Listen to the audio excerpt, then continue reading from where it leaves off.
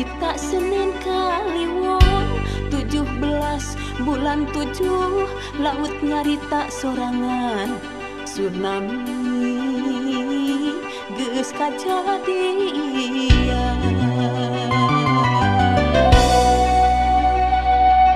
cai ngagulung unggah ka darat nyabet imah jeung pakaya katut anu dipicinta ilang deui